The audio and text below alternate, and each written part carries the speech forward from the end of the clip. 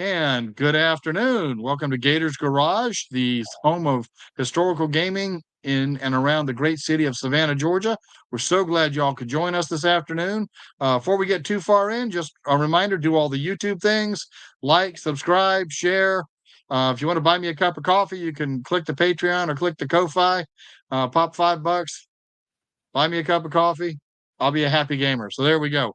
We have with us today Mr. John Ross, who runs WarZone tournaments out of Atlanta, Georgia, has done a fantastic job up there. Several of my friends have gone, they're like, this is just an amazing event. So John is someone I consider a premier tournament organizer. Warlord just dropped an intel report on how they envision tournaments working in version 3, and John was the first person I thought about. So John, just again, kind of introduce yourself and give us some thoughts on this third edition intelligence report. Yeah, exciting times, huh? After kind of a lull where the version 2 had gotten a little long in the tooth, now we got all kinds of cool stuff to talk about. It's fun. So I do run WarZone. WarZone is it's a convention of tournaments, essentially is what it is. So this year it'll almost double in size. So we'll have a 40K grand tournament. We'll also have for the first time, a 40K narrative tournament. So the grand tournaments tend to attract highly competitive players for people who want to play more thematic games, want to play on more realistic battlefields and not so abstract, and want, to good versus evil and some thematic elements happening. We'll be running a one of those a narrative event, and that'll be fun because we'll have people dressed up and people will be calling out, artillery barrages and crazy stuff happening with the warp and all kinds of fun things to allow people who want to go to a big event and experience it, but want something less competitive and just more fun. We'll be doing that. We'll be doing our bolt action. Neat idea. It is cool. We'll be doing the bolt action tournament again. So it'll be a grand tournament or a grand tournament style, I guess I should technically say. All right. It's 5 games on Saturday and Sunday, and we'll do a smaller event on Friday, a recon event for people who want to just do a smaller event or play in perhaps, or just play more bolt action. We'll have Age of Sigmar again with events on Friday and also a grand tournament on Saturday and Sunday. This year we should have Star Wars Legion. We should have, we're talking about Middle Earth, which is the Hobbit game. I don't know if that's going to happen or not. And we're talking about adding a couple more game systems as well, even a Blood Bowl tournament on Friday. So for Blood Bowl players. Our vision for the event is that it's the place you can go. You can get a world-class tournament experience, whatever game you're into. You can walk around, see other tournament games. And then we try to make the event everyone would want to go to. So we buy you lunch each day. We have a bar set up, and you can order drinks at your table. We'll have 4 servers this year. It's wandering around bringing you a beer or a coffee or whatever you want at your table. You do have to pay for the drinks, but we pay for the servers to do it. We make sure there's world-class prizes. We make sure it starts and ends on time. It's very professionally done. All the packs will be out weeks in advance, and in the way that we've done it over the last 10 years. And we're really excited about keeping it growing. And I'm hoping this year for bolt action, then I'm going to be able to cajole some of the other team captains from the World Team Championship to come from Europe to the United States to play. That would be awesome. Wouldn't it be great? Because they're really fun. Yes. And it's so absolutely. So I'm also the WTC captain. I don't know what I am. WTC organizer. So unworthy to be in the presence. No. Do we need to call you sir and captain? I'm the dating service for the North American World Team Championship. And what that means is anyone who wants to play on a U.S. team, reach out to me. I'll try to match you up with teams that are looking for players. And we try to bring, last year we brought 12 Americans to we had 3 teams of 4. Actually, that's awesome. Fantastic. To Europe. This year it'll be in the UK. It'll be a lot of fun. That event is next April. WarZone will be in February. So I try to organize both of those events. So anybody who watches this is interested at all and learning more about the World Team Championship in the UK and what that's about, you can just reach out to me. And Michael, I think you can list my WarZone email in the show notes. And then for WarZone proper, today I'm announcing our date for next year. We have moved it from December to February. It's February 7th, 8th, and 9th at the Marriott near the Braves Stadium in Atlanta, and I'll send you all the links for that as well for anyone who's interested in going to that. Excellent, excellent, excellent. And like I say, I've not made it to WarZone yet, and I'm looks like I'm going to miss this year too because it's going to be right on top of Jacksonville Skirmish. But everything I've heard about it, I'm just a little jealous. Oh, a sidebar question: are you guys looking to do anything with BattleTech, Alpha Strike, anything like that? So the way we've set it up is, you don't make any money running tournaments. Let's just begin with that. all you hope to do is you don't lose thousands of dollars. There's a couple of years where we did, but the way you set it up is you do it for the community. You go in and you make a commitment to the hotel, and you either pay for rooms or you're paying for food. But either way, you have to make a commitment based on the audience that you hope to bring. That's right. If anyone wants to volunteer, if someone would like to run a BattleTech tournament, or someone wants to run one of these other gaming systems, we provide the space. We'll provide all the tables. We'll even apply plywood toppers so that that they don't wobble on top of the convention tables. So you got the right amount of space to play. We'll set everything up for them. All we have to have is that volunteer that says, "Yeah, I want to come in and do it." You got to tell us how much space you need, how many players you think are going to come, and then we can facilitate a competitive tournament for basically any game system where there's going to be enough of audience to matter. Fantastic. Okay, that's good to know. So share this with your BattleTech friends. I know there's a lively community, and one of the things this channel is really focused on is the entire gaming community. And man, John, I'd just love to see your event continue to go and grow. That's absolutely exciting. I mean, wow. We don't have a Flames of War captain. If someone wanted to host a Flames of War tournament, that's a great game. If someone wanted to host, like I said, Blood Bowls out of the woodwork, someone came up and said, "Hey, I want to run a Blood Bowl tournament." I didn't know that was a thing, but if they can bring the players in, then that's great. And then our risk is that we over forecast the number of players, because you got to sell a ticket to the event, and the ticket covers all your operating costs. As long as we break even, and then we make a donation at the end of the year. We made donations to Toys for Tots. We'll probably do a veterans charity this year. So any spread between what we earned and the operating costs of the business, we just write that check to the tournament. So we operate as a not-for-profit business. So the whole point of it is for the community, and then to see if we can't do something good for military-based charities in the Southeast. That is absolutely fantastic. Wow, what a great intro, and we'll talk more about WarZone as it gets closer, because it's rapidly becoming a event in the Southeast. That's exciting. And big reason I wanted to, and I've known you for several years. You've always been a good authority on bolt action. Like I said in the intro, you're kind of one of our bolt action tournament guys. I know I've learned a lot running my tournaments from watching you, and I thought, hey, let's get with John. Look at this intel report on tournaments, and I know, John, you've got a copy also of the version 3 rules, so you can kind of compare the two. And what do you think? What do you think this is going to mean for the bolt action tournament scene? Yeah, so officially, I did receive a copy of the Raiders pack, and that was provided to me because of the role that I do with the U.S. World Open War team, which is going to happen in October. So World Open War is another European team tournament, and that tournament will be it's 3-person teams. I'll be playing on the U.S. team there, so obviously people are building army lists and planning to fly all the way to Europe, and so the team was able to share points costs and some of the rules with me, so that you could decide whether you wanted to go or not. And I'm really glad that WarZone allowed World Open War to do that, because if you live in the UK and you're just going to drive over, or take a train or something, that's completely different than getting on an airplane and flying from the United States. Right. So that was really nice. But I think anything we talk about today will all be public domain knowledge. I have no other insider information on this, and we'll make sure that we respect Warlord Games' attention to it. So it really is interesting. The game has, in a lot of ways, version 3 is amazingly similar to version 2. Sure.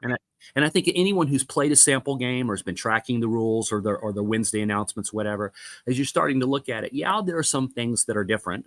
A few of them are subtle. Some of them are profound. We'll probably talk about those. But overall, if you played version 2 and you walked up and you played a game of version 3, and I played 4 or 5 games now, What you'd find is that by turn 2, you're playing version 3. Yep. And the learning curve about which rules are different, or the subtle changes, like how is a flamethrower different in the new system, or whatever, they end up not slowing the game down, and your adoption rate for the new system, I think, will go quick.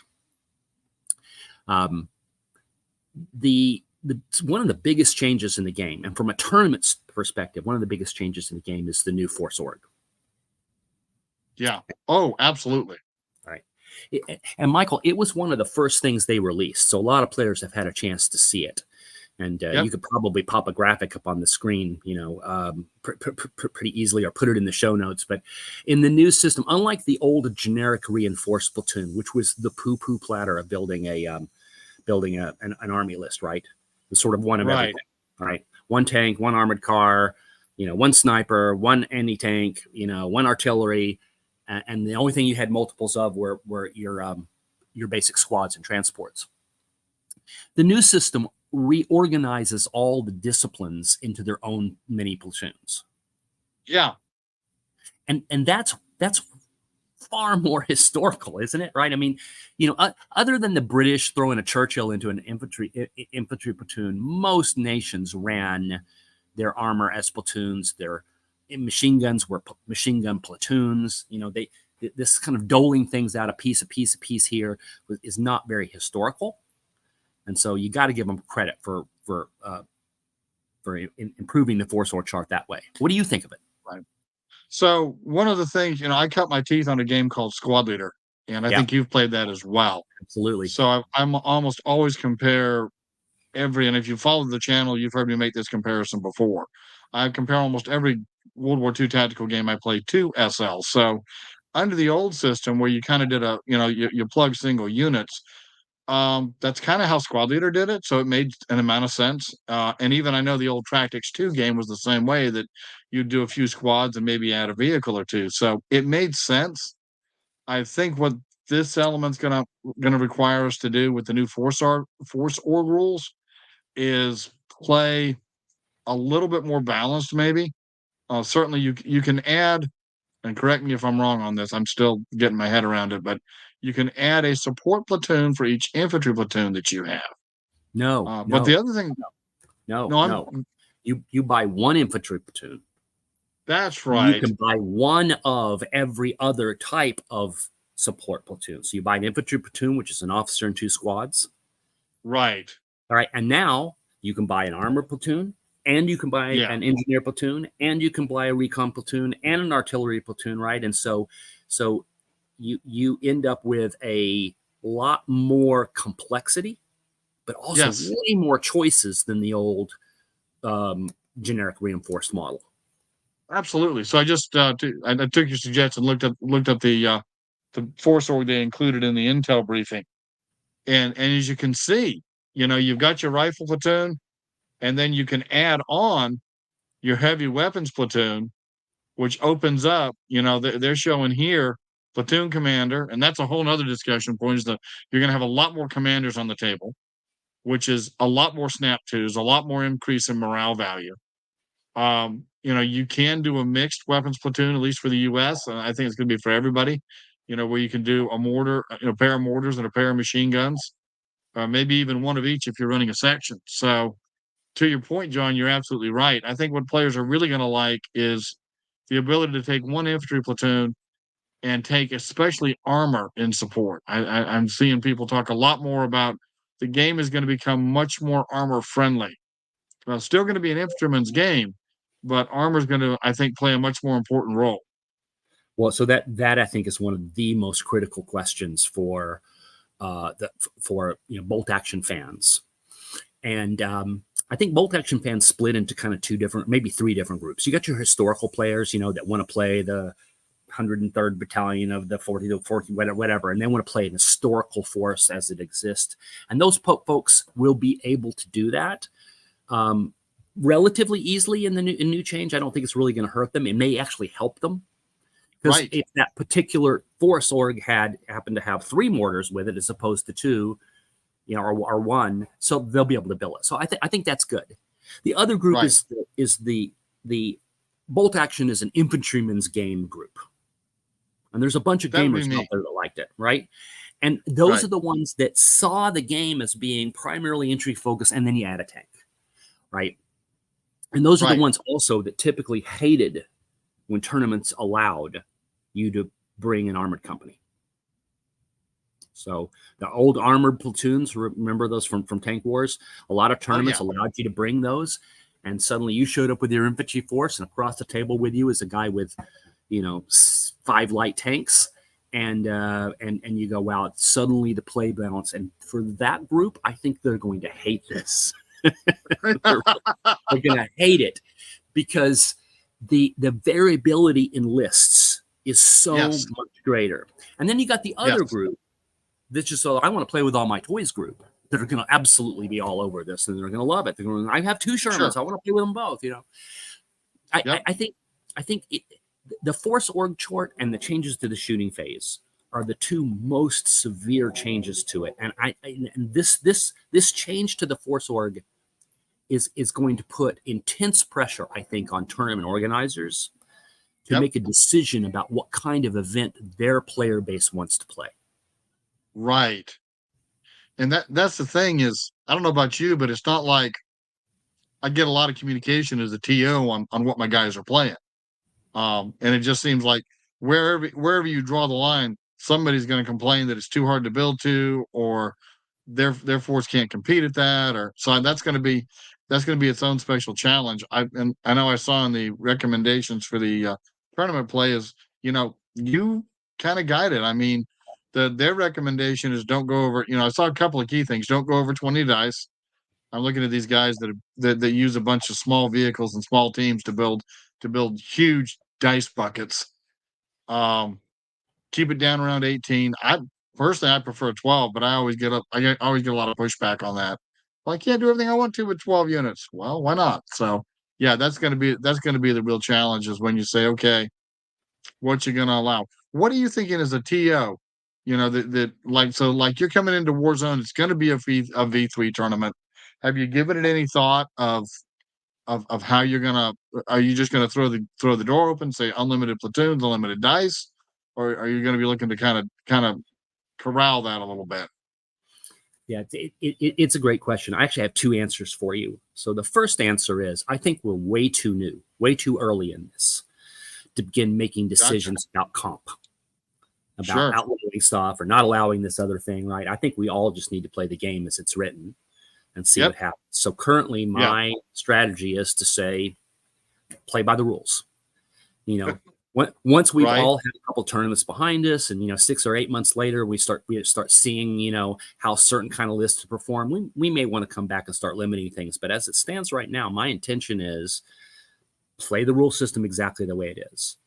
And the more a game system can be played that way, the better it is for TOs certainly, and also players. Because once you start doing comp, really ugly things start happening. There's that law of unintended consequences. So I'll give you an example. I wanted to give an incentive for players to bring medium machine guns in my tournament the last couple of years because you don't see I remember that. right? Yeah. And so I added a rule. I did a comp rule for medium machine guns that when they fire, they do an automatic pin, and if they hit, they do 2 pins. All right. First test game, trying this new rule out as an incentive, because that's pretty powerful, right? Now all of a sudden that starts to make sense. You got 1 unit that could auto pin. A friend of mine brought some US platoon that had 5 medium machine guns, and he was firing all 5 at the same unit and pinning it out before it could even move. Okay, so now I had to go back in and say, okay, limit 0 to 3.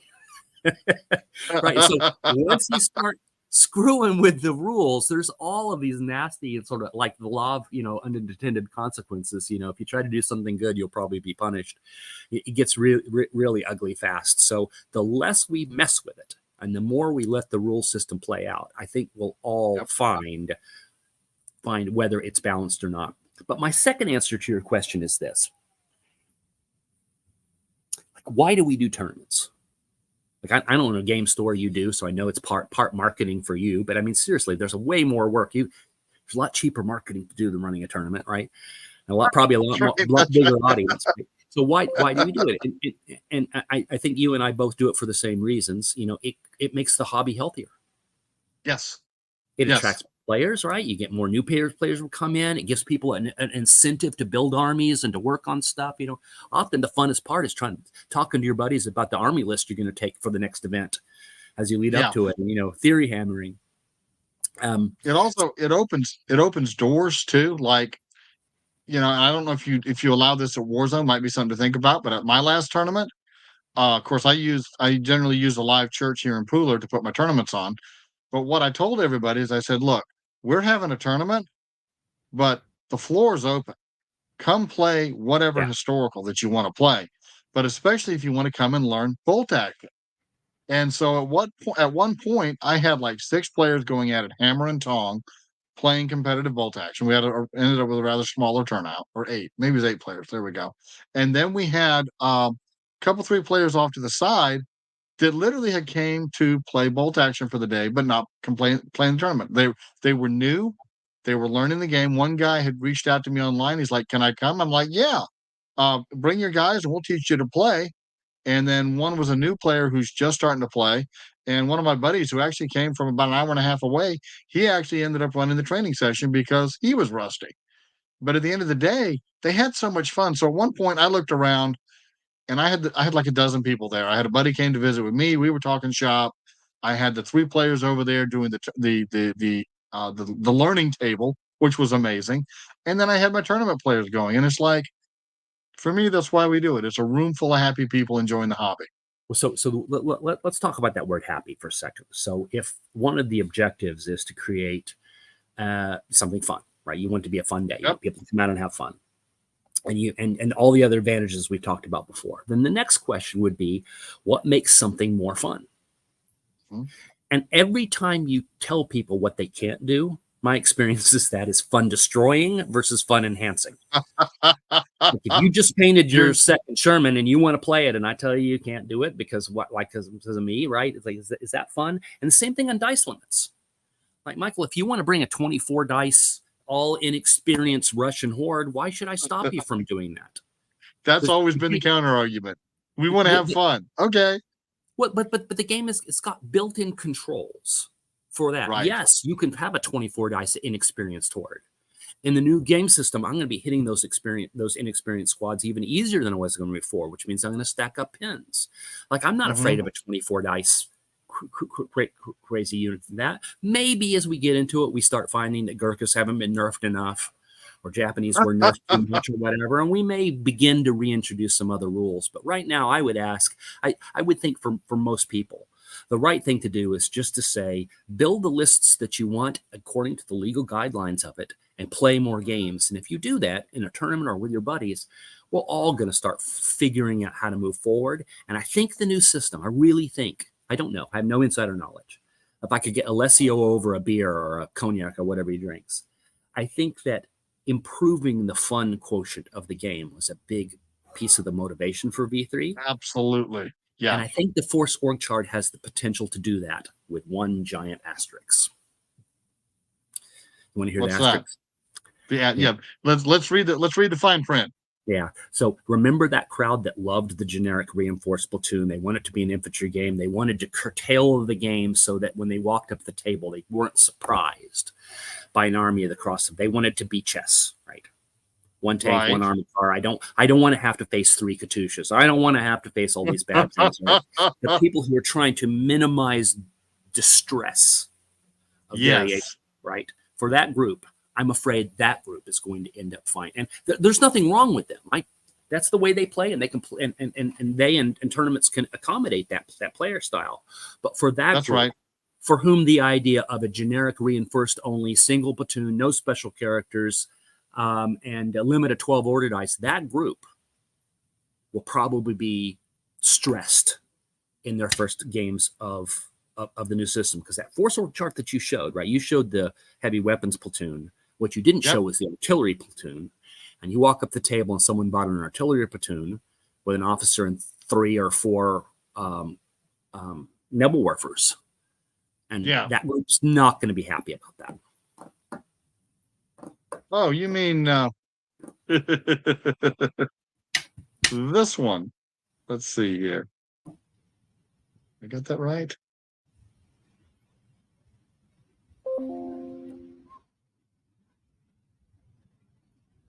Whoops. Let me change screens here.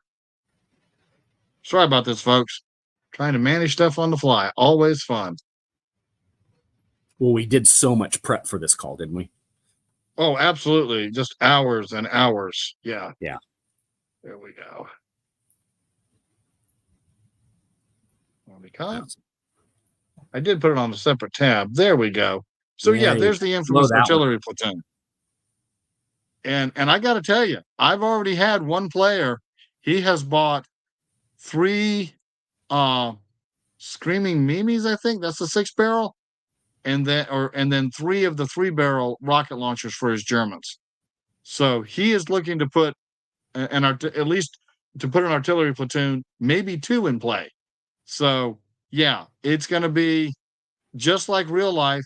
Honestly, a lot of us that play Flames of War, this is starting to look familiar because you're seeing, yeah, you're seeing an ability to take your basic unit and use it to plug in those specialist units that you're looking for. And I will tell you, the single, the generic reinforced platoon versus a version 3 platoon.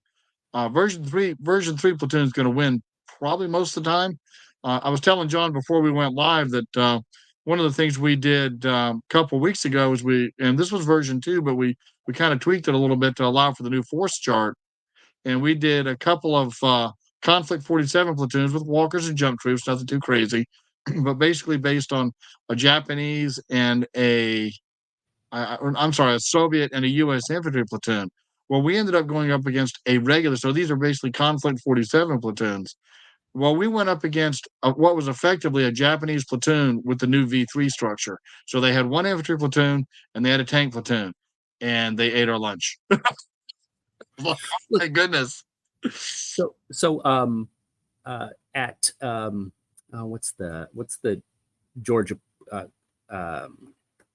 convention in January? Oh, Siege of Augusta. Siege of Augusta. Okay, so the Siege That's of probably Augusta. going to be I'm assuming she's going to be running V3. Yeah. So that's Calissa and her husband, and they do those beautiful, very realistic tables, right? And she runs. She's a play with your toys kind of person, and so her tournament. Yep. Bring the army list you want, including you could have brought an armored company. So a couple years ago, I played there. I was playing Italians, and I bought an Italian infantry platoon, and I brought an Italian tank platoon of their little tankettes. Okay. And it was a shock. And so that was perfectly viable in version 2. And you're doing the same exact thing in version 3 if the tournament allows you to take multiple platoons, right? It's no different. And so that's right. That list I could duplicate in this new org system immediately. I wouldn't have to change a thing. Now the performance of some of the units will change. That tanks don't get as many machine gun shots, et cetera, et cetera. But in terms of the force org chart, really, really nothing has changed, as long as the tournament allowed you to bring multiple platoons. Okay, so let's talk about that. So my first game, I walk up to the table. It's an experienced tournament player. He had read the pack. He knew armored companies were available. He had put some extra AT in his list to accommodate it. It was a exceedingly close game, and he wasn't surprised at all. My second game was a player who had not read the tournament pack, who assumed it was going to be generic reinforced platoon. He had a all elite German army with a bunch of very expensive things in it, and suddenly he was faced with a horde of little tankettes, and he was not happy. He was not happy. Right? And look, there's nothing wrong with him, and there's nothing wrong with the first guy. It is just a matter of perspective at how you approach it, which means that for tournament organizers, you have to read we're going to have to read our player base. And if our player base is not ready for a platoon with a lieutenant and 2 cheap infantry squads, and then a tank platoon and an artillery platoon with 4 Katyushas or 4 Nebel Warfers, and an engineer platoon with 4 flamethrower squad, right? If they're not ready for that, then we are the masters of our fate. We get to say no more than 2 rocket launchers. We can say, please dial the carnage down. We can say you can bring an armor platoon, but no more than 2 tanks. Right. right. Right. And actually, if you look at the list that's here, um, they've got an artillery platoon, but it's only fielding 2 guns, not 3.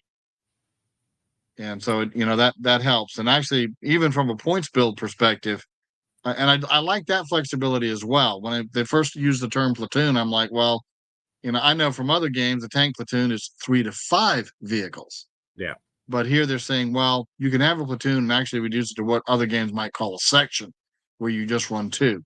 And that allows you to your point, John, you could field this. So this looks like you've got an engineer platoon and an artillery platoon. They could all back up that infantry platoon, and you can cause all kinds of mischief. Yeah. I think the other thing about army lists, if you were to divide up your hobby, Michael, and you were to say, how much time do I spend painting versus playing versus theory hammer and easy army, where would you put the amount of time that you spend in those 3 buckets? Oh, I think painting, playing, and easy army in that order. So With I'm playing, actually the opposite. I put way more time in easy army, probably because I'm on airplanes all the time. That's all I can do. there you go. but I spend way more time building lists, and I think a lot of people agonize over lists. Our good friend Okay. Randy spends a lot of time on his lists, right? Oh, yes, he, he sure does. I bet he's got 1,000 different versions of British lists out there that are saved in easy army, right? And so it's this constant looking at lists. But my actual personal experience has been, you can certainly underdo your. I mean, you can bring some things that aren't that competitive, and there have been some very obvious builds in version 2 that are very competitive. But in general, 90% of the lists, when I see those lists on a table and someone brings it to a tournament, I believe that list has the capability of winning that tournament. Yep. And so all the agonizing we do about the number of dice and number of different things and the rest of it. And I'll give you a practical example of that. So last year for my tournament, I allowed multiple platoons. I had a Soviet player who bought 3 platoons, and he brought 3 Katyushas. And everyone was freaking out about it. He also brought, I think, 2 or 3 of the Soviet armored cars with a flamethrower on it. Oh, and wow. Right. And so he was the overall best player. Now, overall best includes sportsmanship, painting, and your tournament score. So he wasn't the best general, but he won the overall. And people were like freaking out. Oh, it was the Katyushas. I don't know. I think he may be hit with those Katyushas 4 times in the whole tournament. It was the armored cars that did all the damage. Oh, yeah. Yeah. Those were actually the menace that no one was paying attention to because they were focused on this other weapon system. So if you could just, if you could pour everyone a glass of some sort of, cocaine laced, carbonated beverage, right? And get everyone to just chill, play some games, let it go, try these different systems out. My guess is that we're going to find there's some broken stuff, but I think in the end, we're going to find that more variability means more creative lists. It's going to be, it's not going to be the same list over and over and over again, which was so boring. I mean, how many British lists do you see with 4 Gurkha squads and a Stuart? And I mean, it's just the same thing over and over again. I think we're all going to be more pleased 12 months from now than we are today. And if not, don't look to Warlord to fix it. Just look to your local tournament organizer, because there's no reason why they can't say we're going to play V3 rules under the generic reinforced platoon structure. They can do that. Right. Yeah. Or they can say no more than 2 of any of these specialty things. There's easy ways to limit this that fits the audience, your gaming club or your community in a way that makes them have more fun. Absolutely. And the same is true. With your local game club. You guys are in charge there. And, if you want to say, we want to keep it, like, for example, we introduced version 3. I've got a copy of the rule book, and I was kind of walking people through. Although I have to say, big tip of the hat to Warlord and a lot of the folks that have really dug into what they saw and what they knew. And I mean, my guys really did know quite a bit already about how things should function, which was awesome. And I could actually tell the difference between the people who had taken time to watch all the videos. So maybe that's a little commercial there for, if you haven't watched the videos introducing the intel reports either on my channel or some of the others, do yourself a favor. Look at those videos because they will give you a leg up when you start looking through your rule book. It'll be a lot more familiar to you. But the other thing is we started with and I told you guys, just 2 infantry squads and, you know, 2 infantry squads and a leader, 250 points, and let's just give this thing a go. That's a great way And to do so it. everybody was, yeah, that's, I mean, if you think about it, when you first learned bolt action, if you were learning it right, that's what you were learning. And so that went really well. Next time we're going to get together, and again, these are, you know, what I'm saying that is to kind of give an example of, you know, I head up my club, and I kind of head up the play set. So if I say, you know, hey guys, let's play it this way, guys are generally going to go along with it. So the next round, we're playing again this Friday, and we've all agreed we're going to allow adding in the heavy weapons platoon. So I would look to see some mortars on the table. I would look to see some machine guns on the table. I guess I probably need to order some more machine guns for my Germans and my Americans because I only have one of each because generic reinforced platoon. John says no. Don't do it. I love machine guns. They're fun. They're They're awesome. terrible. They're terrible. they had an opportunity to fix them in this edition, and they did not. So most of the things I think they did great. So I want to give them a lot of praise, but they didn't get everything right. And medium machine guns are still just as bad as they were before. They're terrible. Really? My medium machine guns will have something to say to you about that. Well, let's just do the math, right? It's 50 points for a regular medium machine gun with 3 wounds. All right, so that's okay. Right, so that's 6 shots for 50 points at a range of 48 inches. So what? How often are you firing at 48 inches in bolt action? Depends on how you set your sight lines up. Right, I hear you. I mean, it doesn't matter. You hit on 3s before, but long range you're hitting on 4s. Now you're hitting on 4s. It's exactly the same as it was before. It can't move and fire. It's got a limited field of fire, and it's only 3 wounds. For 50 points, I could have 5 guys with rifles. Yeah, it's not enough same shots. And now it's it's not it's not the same range, but they can move and fire in 360, and they're far more survivable. And this is a game of maneuver, more so than it is static gunline shooting. At 50 points, with just doing a single pin, medium machine guns are, and the Germans are probably the only ones that can kind of make a case for it because of their extra shot rule, but they had an opportunity to fix them, and they blew it, in my opinion. Okay.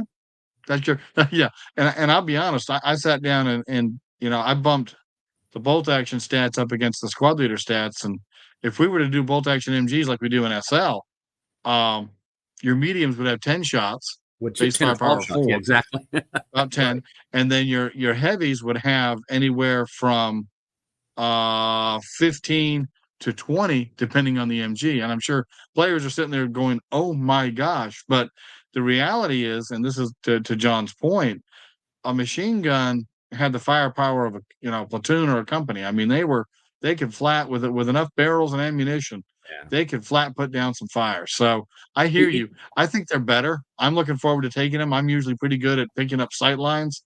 Probably years of looking at those little hexes. Well, I usually get good use out of my mediums. I think this sounds like a challenge, Michael. You put 150 points into medium machine guns, and I'll put 150 points into rifle squads, and we'll go at each other and see what happens. But I think. Now, just to welch a little bit, machine guns by themselves. That's the reason it's combined. You can buy other stuff too. That's okay. We'll do a full list. But we will. I will take your challenge.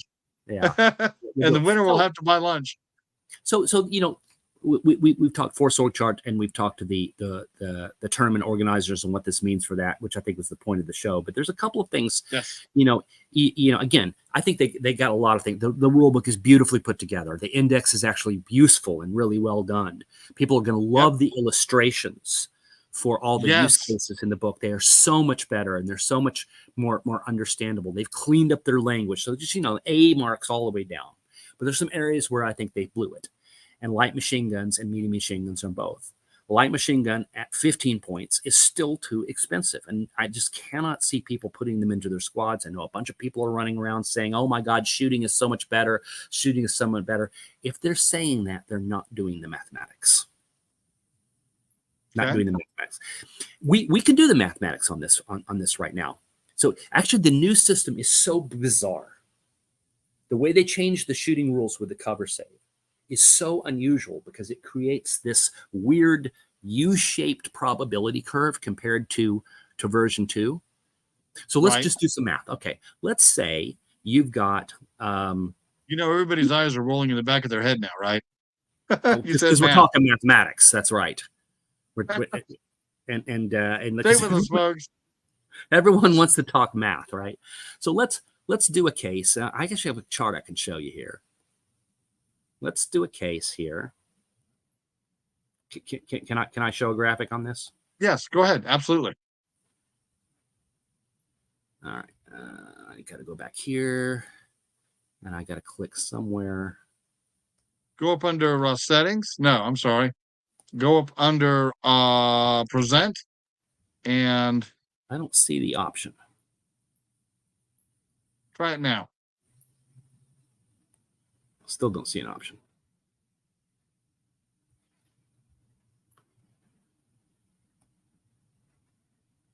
Look up under present where the plus is. I don't all the see way at the bottom. I don't see that as an option. My screen just has. It's just got 2 pictures of you and me, and that's it. I don't see any buttons or other controls. Oh, okay. Because I thought I'd had people share screen before. I thought I had done it once. I'm pretty sure I did. That's what I thought too. All right, we can do it without it. So let's do some. Let's just do some. Let's do some math here. It's really simple math. Okay, let's imagine a scenario, a common scenario that we would have seen in before. So you've got a stationary infantry squad with 14 shots. So let's say that's a German squad with 10 guys and a light machine gun. 15 shots. Well, minus the loader, right? Right. So yeah, okay, 14. You're right. Yep. Right. So okay, so that's 14 shots, and they're firing at short range versus an infantry squad in cover, and they're not moving. Okay. But that's a typical thing that could have happened. I'm going to shoot at that other infantry squad, a regular squad. They're not inexperienced. A regular squad sitting over there in trees. Let's going to shoot at them. So in version 2 and version 3, it's still 14 shots on both. Light machine guns did not change. The roll to hit in version 2 would have been 3 plus 1 for a -1 for being in cover, so it'd be a 4 up to hit. Correct? Right. Right. In version 3, it's still a 4 up to hit because everything's a 4 up hit. There are no modifiers. Only modifier is movement, and if you got pins against you, and if you're inexperienced, but none of those are true. So it's 4 ups that are exactly the same to hit. So in both instances, a 4 up's 50% chance there. So you add a 14 shots, you're going to get 7 wounds in both cases. Okay. And now you're firing against regular troops, and regular troops are wounded on a 4. So half that is 3.5 wounds in version 2 and 3.5 wounds in version 3. Oh, wait a second. Now version 3 offers a cover save. And now that squad in cover has got a 5 up cover save for light cover. That's a new thing. So you're only going to wound 1.6 guys as opposed to the 3.5 guys you would have wounded in version 2. Isn't that interesting? It's easier, right? So I mean, it's just pure math. Right. And that's going to be true if you're not moving and you're shooting at infantry in the open or in light cover or light heavy cover. That in the new system you're just hitting on 4s, and you think, oh wow, I'm hitting easier, so that's so much better. But then the cover save comes in, and if they're in any cover whatsoever, suddenly it's going to decrease the actual number of wounds you do, with one exception. So far in this particular example, and like we could do a bunch of others, we could do if they're moving and if they're at long range, and we could do some other stuff. But where it changes in favor of version 3 is when you would have been hitting on 7s. So let's do the same scenario, except you're moving and at long range and the target's in heavy cover. Okay, so still 14 shots, right? All right, still regular troops on both sides. All right, so in version 2, that's 14 shots. You hit on a 3, you hit on a 4 for cover, you hit on a 5 for cover, you hit on a 6 for range, 7 for movement. So that would have been a 7+. You need super 6s. So your chance of getting a hit in that instance is 0.388. You mostly won't hit anybody. Right. which means the chance of doing a wound is a 0.19, and there's no cover save. So statistically, you would have to fire those 14 guys. You'd have to fire them 5 or 6 times before you even have a chance of doing a single wound. Right. In version 3, though, because there's almost impossible to get to Super 7s, it's 14 shots. Everything's a base of a 4+ now, but you take a movement penalty, so it's a 5+. That means you will hit it 5.6 times. You've done a pin marker. You're going to wound it. Same as before on a 4-up. That's 3.5 wounds. The cover save is 1.75. So it turns out that the game is less bloody until you get to those situations where you needed a 7 to hit, and then it's more bloody. Isn't that weird? Mm-hmm. And I think intuitively people grasp that. I know the comment all 4 guys that did version 3 games made Saturday was it was so nice not to have to get those rolls on the Super 7s. But sitting here thinking about it, you're actually going to get more die rolls because you're going to have the defensive die rolls now every time, where you used to have the 6. About 2/3 of the time you'd have Super 7s. So now what we did find out though, and you say you can probably confirm this as well, it does seem to flow faster. So you're getting resolution a little more quicker. It allows for, certainly for tournament play, which is what our topic is here, it's going to allow things to play through much more quickly. But even for casual play, you'll play through more quickly. But yeah, that's a fair point. Is all the situations where you used to be hard to dig out, you ain't going to be that hard to dig out. But also, running the numbers like you just did, moving in on somebody's not necessarily going to confer a great advantage unless you're moving into close assault, and that you better not do unless they're pinned. So, I think one of the things, like if you had done a wish list of things that players had hoped for V3, and on that list would have been things like, let's make light machine guns worth taking. Let's improve medium machine guns so that they're worth taking. Let's fix armored transport so that people will actually play them. And that one, I think they got right, by the way. We could talk about that. Mm-hmm. Armored. So those have been very common things you heard, sitting around after a tournament. I wish the game worked like this. And then I think one of the things that people, I don't think rolling Super 7s was ever fun. So having gotten rid of most instances where you're having to do that is a good thing.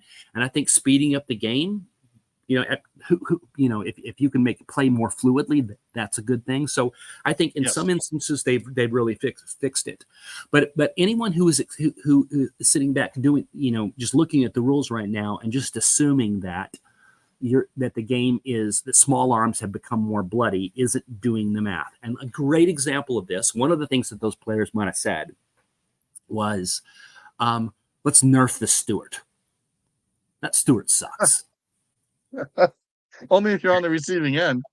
If you're on the receiving end, it's kind of fun to play it, right? But that Stuart sucked. It's just terrible. And that wasn't historical, blah blah blah. And then they came out and released the Panzer IIIC.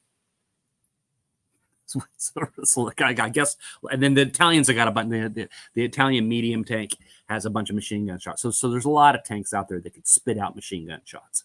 And people looked at the new rules and go, "Oh, machine gun shots have been nerfed on vehicles. All is well with the world." And I'm not so sure that's true. So let's take that Panzer IIIC. Panzer IV, Panzer IIIC, right? So it's got 2 machine guns in the hull, and it's got 1 as a coax. Let's say it's going to fire all of them. So before, that would have been 5, that would have been 6 shots, that would have been 18 shots that tank could fire. Right. In the new rule, medium machine guns get an extra shot, so which means Germans now get 7. So that would be 21 shots halved. So what is that? 11? So you go 18 10 versus 11. Yeah. Right. So on 7 shots 4, it's actually 12. I think it's 12 versus 18. So you go, oh my God, my Panzer III is ruined. I'm down 4 machine gun shots. And I look at it and I'm going, oh my God, I think it's better. because when you fire your machine guns, you're no longer firing with you're basically going to be firing those machine guns always on 5s. Before, if you were firing at long range with a machine gun, At somebody in hardcover, that would have been 7s, and you wouldn't have done anything. No. So yeah, it's fewer shots, but against heavily entrenched units, those machine guns are going to be way more effective of both putting a pin on and actually doing some wounds. And so, people are panicking. They're going out and buying Tiger 2s and I don't know, all this crazy stuff that they're doing. I'm looking at my Panzer 3C going, I think I need to buy 3 more. Yeah, I hear you. Yeah, I know I've been, and even the Daca Stewart. Okay, so it rolls half the number of dice. That's still 11 or 12 dice. That's still a lot of dice. And, going on the, the math that you just ran through, yeah, these machine gun tanks are still going to be a problem and a challenge for infantry. And that's why you have bazookas and Panzerfaust. Panzerfaust, by the way, did get nerfed. I think they're 10 points apiece now, or 15. 15 points apiece for Panzerfaust. Yeah, we if you want to do another show where we go back in on points values and what things got expensive, what's less, and what does that mean to game system. Yeah, we'll pencil that in. That's a good idea. So y'all be watching for that. We're kind of going to do a comparison because, I like my Panzerfaust, but I'm going to have to make some changes now. So again, looking at the whole V3, there's plenty here to like. Oh, John's making a face. There's plenty here to like. There's things that nobody ever gets everything they want in their wish list, and that's what makes it a game. And even when you go to play, it's like, well, my list is tailored to deal with lots of enemy infantry, and then the tanks roll out, and you better pray that you had the foresight to, I don't know, take an anti-tank battery. So there you go. Yeah. So I think we're going to call it a wrap. I think John and I both agree, being TOs, that the new system is gonna allow us as TOs to have all kinds of fun. I think you're gonna see probably for the next 6 months to a year just what John said. Most of us are gonna be like, kick the tires, guys. Let's see how it works. Yeah. I know Warlord did a lot of play tests, but if you've been in this hobby for any length of time at all, you know that once the gamers get a hold of stuff, we're good at breaking things. So fantastic. John, anything else for the good of the folks before we close out? No, as always, appreciate this all you do for the community and doing these shows. It's really fun, and if I can help you in the future, just let me know. Oh, I will absolutely do that. And the same here, folks. We will put links to WarZone and John's and the email for WarZone down in the comment section below, as well as links for Gator Games and Books, our sponsor. If you need bolt action stuff or anything from Warlord Games or War Games Atlantic, we're your guys. If we don't have it, we can get it and get it pretty promptly. Also, if you like the show, if you want to help us continue to go and grow with it, buy us a coffee on Patreon or Ko-Fi, and we'll really appreciate that. With all that being said, we're going to call it a good afternoon, and thank you for your time. Bye.